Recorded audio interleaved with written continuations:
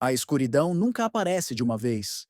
Ela vai se aproximando aos poucos, primeiro em silêncio, depois com uma máscara.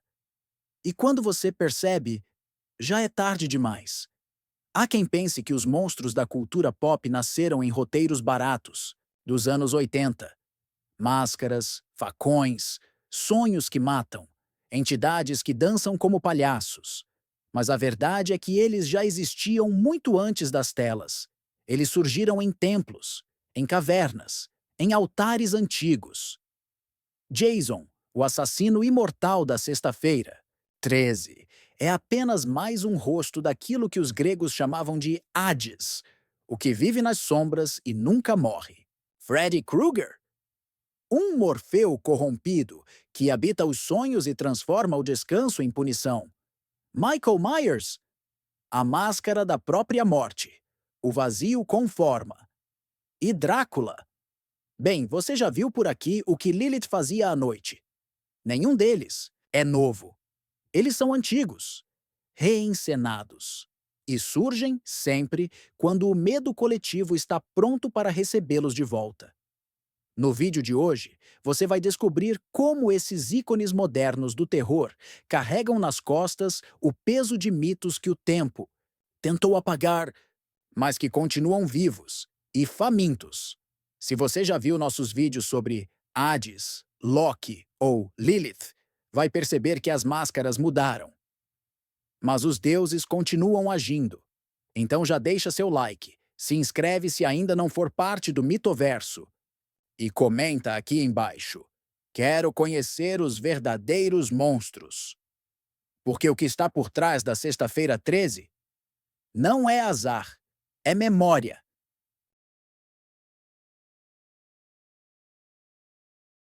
Ele nasceu para morrer, mas não permaneceu morto.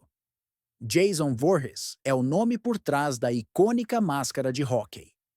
Protagonista da franquia Sexta-feira 13, Jason apareceu pela primeira vez em 1980, mas foi a partir do segundo filme que se consolidou como a força assassina imortal que conhecemos. Afogado quando criança em um acampamento, ignorado pelos monitores, Jason retorna anos depois. E nunca mais vai embora. Silencioso, brutal, indestrutível. Ele não tem fala, mas sua presença fala alto. É a lembrança constante de que alguns erros não morrem. Eles voltam. Mas o que poucos percebem é que Jason não é um personagem original. Ele é, na verdade, um eco moderno de figuras muito mais antigas. Na mitologia grega, existe um deus que governa o mundo subterrâneo, Hades, senhor dos mortos, dos esquecidos, do que está além da superfície. Ele não é o demônio, é o inevitável, aquele que espera, aquele que não persegue, porque sabe que todos, mais cedo ou mais tarde, virão até ele. Jason age assim. Ele não corre, não se esconde, não grita. Simplesmente aparece. E como Hades, ele emerge sempre do mesmo lugar, das águas. O lago onde Jason afundou não é só cenário, é símbolo. Como o rio Estige, que separa os vivos dos mortos, ele marca a fronteira entre dois mundos. Quem atravessa, não volta. Cada novo filme, Jason ressuscita. Imortal, frio, inabalável. Como Cronos, o titã do tempo, que segura uma foice e nunca para. O tempo, afinal, não corre. Ele marcha. Como Jason. A máscara que cobre seu rosto também é mitológica. Ela esconde a identidade, como os antigos deuses usavam disfarces para andar entre os homens. Mas diferente dos disfarces de Zeus, Hermes ou Loki, a máscara de Jason não seduz. Ela amedronta. É a cara da morte, branca, imóvel, impessoal. Na mitologia, existem seres chamados Eríneas, ou Fúrias. Elas puniam os que quebravam juramentos, sagrados. Jason pode ser visto como uma fúria moderna. Não ataca por prazer, mas por transgressão. Na lógica dos filmes, os jovens que ele caça estão sempre em festas, transgredindo códigos, assim como os mitos sempre puniram o excesso, a arrogância e o esquecimento dos limites. Jason, portanto, não é só um assassino. Ele é um ritual, um lembrete de que certas forças não podem ser ignoradas, que o que foi enterrado pode voltar, e que o medo é uma herança mitológica. Se você quiser explorar mais a construção do personagem, assista ao filme Sexta-feira, 13, parte 6, Jason Vive, 1986. É um dos capítulos mais marcantes da franquia, onde Jason literalmente retorna dos mortos com um raio, consolidando sua figura como um ser além da vida e da morte. E se você curte a ideia de mitos que não morrem, vale assistir ao vídeo do canal onde falamos sobre Hades, o deus que reina no silêncio, e também o episódio sobre Cronos, o tempo que devora tudo. As conexões vão te surpreender.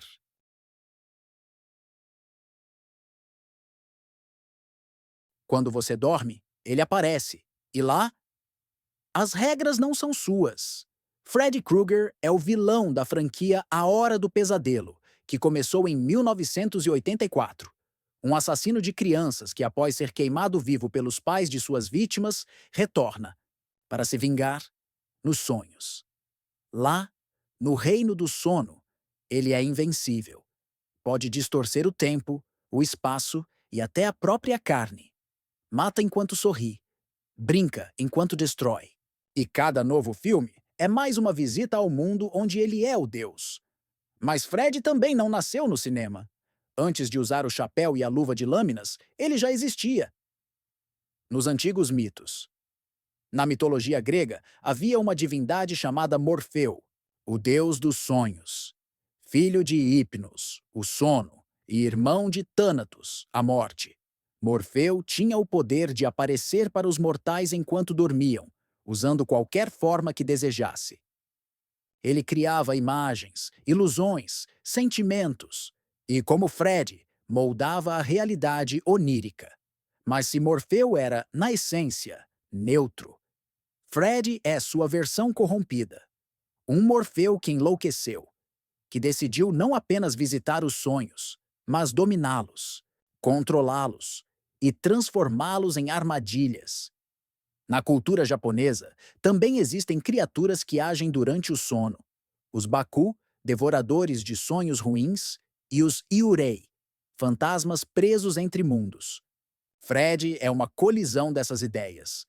Um espírito vingativo que se alimenta do medo. E quanto mais medo você sente, mais forte ele fica. Na tradição ocidental, o sono é um momento de fragilidade espiritual.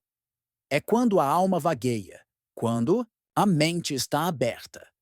É também quando os deuses, ou os demônios, encontram brechas. Freddy usa isso. Entra por essas brechas, e como as Eríneas, as vingadoras do submundo, ele retorna com um propósito. Não importa se você é culpado ou inocente, o simples fato de dormir já te torna vulnerável. Além disso, Fred é mutável. Ele pode ser um verme gigante, um telefone vivo, uma marionete macabra. Essa fluidez remete a Proteu, o deus das formas cambiantes, que podia se transformar para fugir ou atacar. Mas Fred não foge. Ele brinca, ele se diverte, como um trickster, mas banhado em sangue, e o mais cruel de tudo, ele te mata no único lugar onde você não pode fugir, dentro da sua mente. Para mergulhar no terror onírico de Fred, o melhor ponto de partida ainda é o clássico A Hora do Pesadelo, 1984, dirigido por Wes Craven.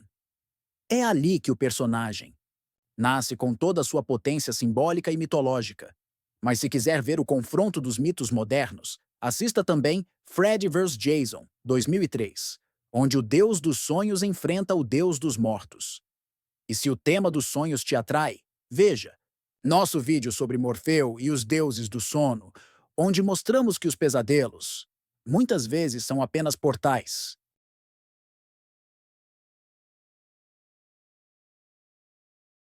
Ele não precisa correr, nem gritar. Basta olhar, e você vai até ele, sorrindo, Drácula é talvez o mais elegante entre os monstros do terror. Nascido no romance de Bram Stoker em 1897, ele se tornou o arquétipo do vampiro moderno. Um nobre da Transilvânia, envolto em sombras, sedutor e imortal, que se alimenta do sangue dos vivos para manter sua eternidade. Mas o que Stoker criou não veio do nada. Drácula é a sombra de algo muito mais antigo. Antes do castelo nos Cárpatos, antes da capa preta, antes das presas, vampiros já existiam, nos mitos. Na mitologia grega, havia uma criatura chamada Lâmia, uma mulher amaldiçoada, condenada a devorar crianças, que vagava à noite em busca de sangue. Dizem que seus olhos nunca fechavam, assim como os de Drácula, que vê mesmo quando todos dormem. Outras versões a descrevem como sedutora, capaz de atrair os homens para depois destruí-los. Drácula seria, portanto, um eco masculino de Lâmia, belo, hipnótico e letal. Na tradição judaica mais antiga, existe Lilith, a primeira mulher criada antes de Eva.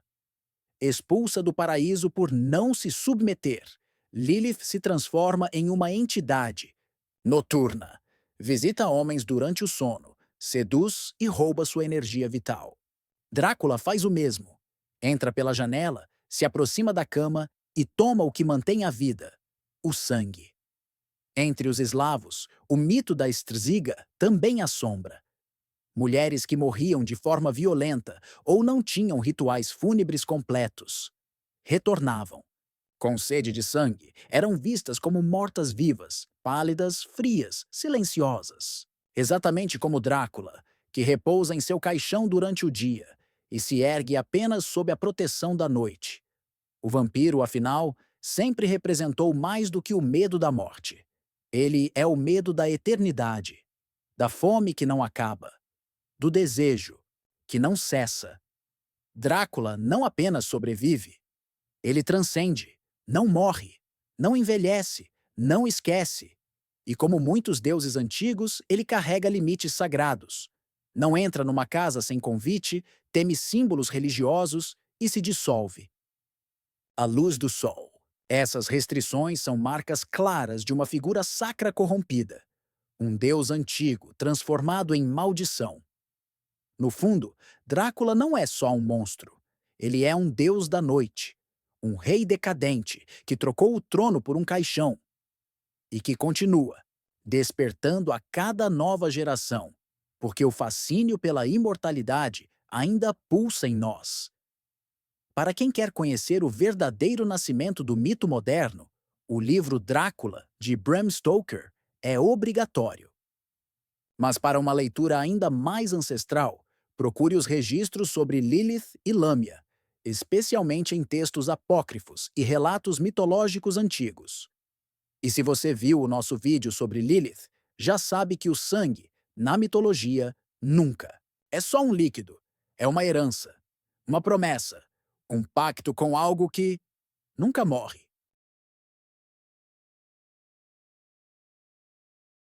Ele sorri. Mas não é um sorriso humano. É o reflexo torto de algo que nunca precisou fingir ser gente. Pennywise, o palhaço dançarino, é o rosto mais conhecido de A Coisa, criatura criada por Stephen King e eternizada nas adaptações para o cinema.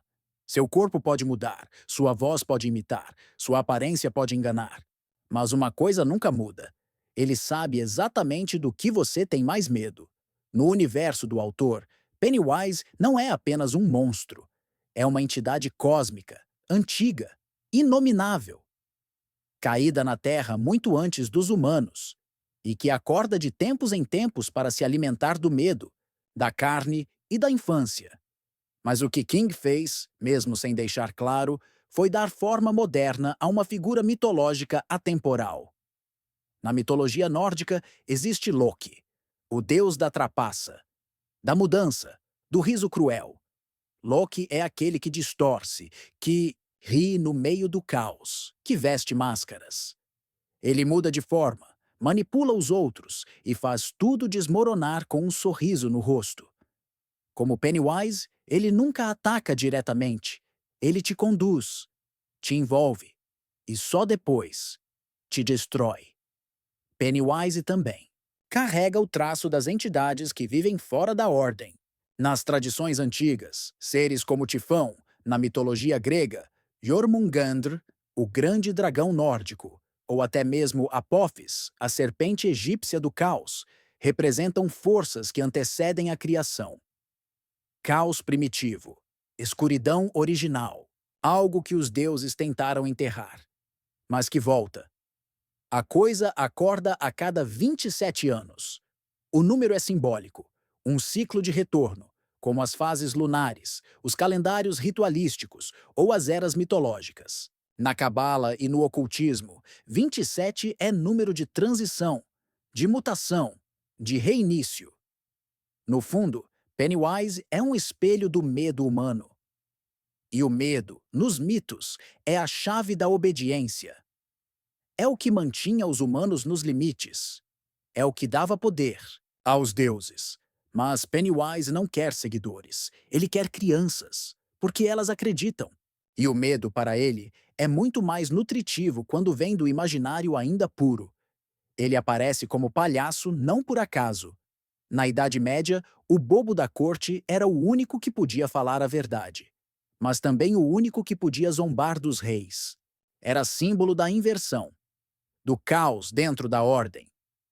Pennywise é isso, um invasor disfarçado, um deus caído que sobrevive escondido, atrás do riso. O livro It, a Coisa, de Stephen King, é uma viagem intensa ao abismo do medo coletivo. Já o filme It Capítulo 1, 2017, dá ao personagem uma estética tão poderosa quanto suas origens cósmicas. Mas se você quiser ir além do palhaço, veja nosso vídeo sobre Loki, o deus das formas que nunca se fixam. E sobre Jormungandr, a serpente que ronda o mundo à espera do fim. Porque Pennywise nunca foi só um palhaço, ele é o começo do fim.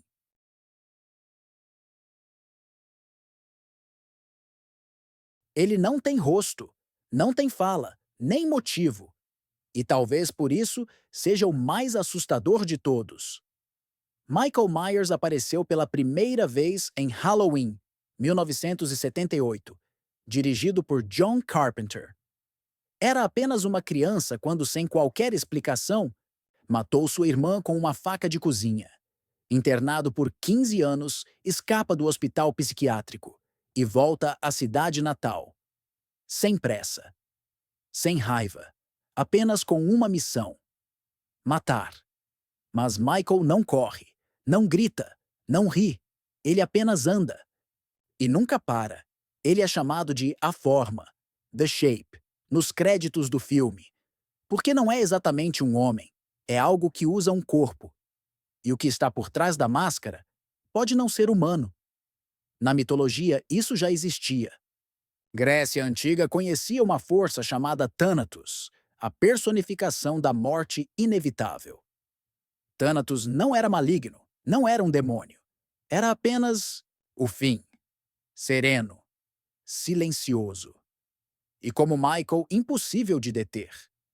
Na mitologia nórdica, havia o lobo Fenrir, que destruiria tudo durante o Ragnarök. Mesmo acorrentado, o medo de seu retorno crescia entre os deuses. Eles sabiam que um dia ele escaparia.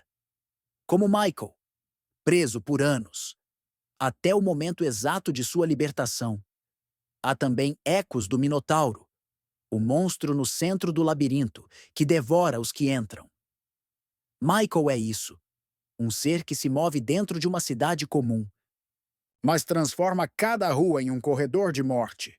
Você pode correr, mas ele sempre sabe o caminho.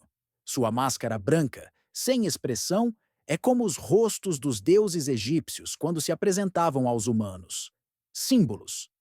Representações de forças que não podem ser compreendidas. A máscara de Michael não esconde uma identidade. Ela revela o vazio. Ele não tem um porquê. E isso o aproxima das Eríneas, as entidades vingadoras da mitologia grega. Elas não explicam, não negociam, apenas executam. Michael não mata para causar dor, nem por prazer. Ele simplesmente mata. Como se estivesse obedecendo a algo muito mais antigo, muito mais escuro. Como se fosse apenas um instrumento, um eco de um Deus que perdeu o nome. O melhor ponto de partida é o filme original, Halloween, 1978. Simples, silencioso e perturbador, como o próprio Michael. Mas para entender o arquétipo por trás dele, veja nossos vídeos sobre Thanatos, Fenrir e o Minotauro. Porque o que se esconde atrás da máscara não é um rosto, é um aviso de que a morte não precisa explicar. Ela só precisa vir.